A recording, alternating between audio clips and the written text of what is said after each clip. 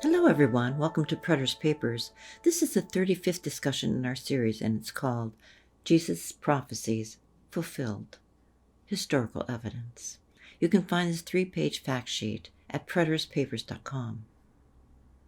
In number 1, Jesus characterized those who would suffer in the coming national judgment as exceptionally wicked and perverse, a generation of murderous serpents.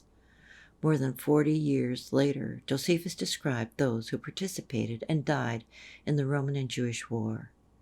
Quote, "Neither did any other city ever suffer such miseries, nor did any age ever breed a generation more fruitful in wickedness than this was, from the beginning of the world."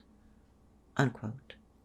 The zealots were fighting each other, murdering and imprisoning their own peaceful fellow citizens, and were, in fact, more an enemy of their own people than the Romans, killing those who tried to escape the zealot madness.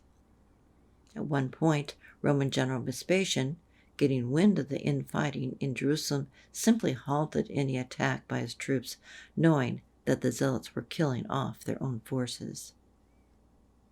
And number 2, we see Jesus' prophecies of wars and rumors of wars that would predate the final conflict. Josephus has a fuller account in his book. Not only were the zealots ravaging the countryside, robbing, looting, killing, and burning villages, but there were numerous civil and ethnic conflicts in many of the major cities preceding the Roman-Jewish War. Take a look at 3 and 4 on our document. We see New Testament accounts of famine, earthquake, and persecutions. In number 5, Jesus prophesied of false prophets or Christs that would arise in the apostles' lifetime. The book of Acts tells of the sorcerer Simon, who reportedly cast a wide spell on the people of Samaria, leading them to think he was the great power of God.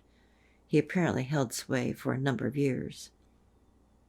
Similarly, Josephus points to some of the figures who played into the people's messianic expectations and led people around in the wilderness with astounding claims of divine inspiration. In addition, he tells of an Egyptian false prophet, referenced briefly in the book of Acts. He appears to have been a particularly convincing deceiver, judging from his reported 30,000 followers. And number 6, we see the phrase, "the love of many will grow cold."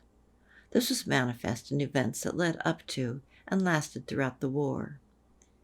Before the main conflict began, zealots felt justified in murdering their own people in cold blood. Those who thought that making war with Rome was a bad idea were often killed. We also see that love grew cold in the extreme conditions to which Jerusalem's citizens were subjected during the height of the war, which entailed trauma and deprivation way beyond most human imagination. Josephus writes movingly of the deathful, silent helplessness of those victims of war. And number 7, Jesus referenced the greatest tribulation since the beginning of the world. Readers of the Bible often look for a future worldwide conflict to satisfy this language, which completely disregards the audience Jesus was addressing, first-century Jews. We recommend taking a few hours and read the Wars of the Jews and see if you don't agree that this horrendous war fits the description, not just the time frame, but the report of the war itself. In number 8, Jesus said days were shortened to save the chosen few. As General Titus observed the masses of mounting, deteriorating bodies thrown over the walls of Jerusalem, he implored God not to lay it to his account, because it was not his doing. Indeed, most were likely tortured, starved, and slain by their own countrymen. Upon surveying the sorry and horrifying scene, he determined to finish the siege as quickly as possible to save at least some of the few Jews remaining in the city. Around AD 30, Jesus predicted the coming slaughter of the people, their enslavement, and the destruction of Jerusalem. In AD 75, just after the war, Josephus documented these very developments in his writings. The historical evidence is not only an attestation to Jesus' astoundingly precise prophetic words, but also to the truth of his teachings regarding the nature of man.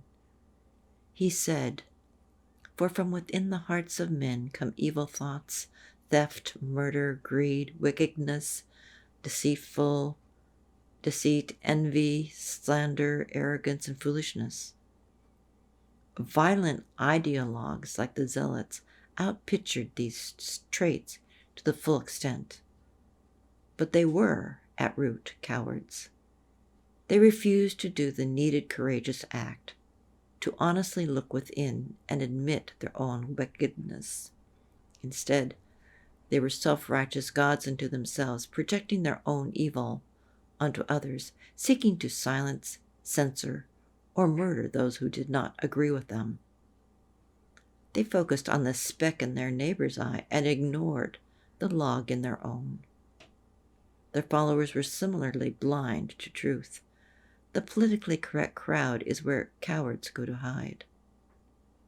Both the revolutionaries and those who consent embody Antichrist. We see parallels in our culture today.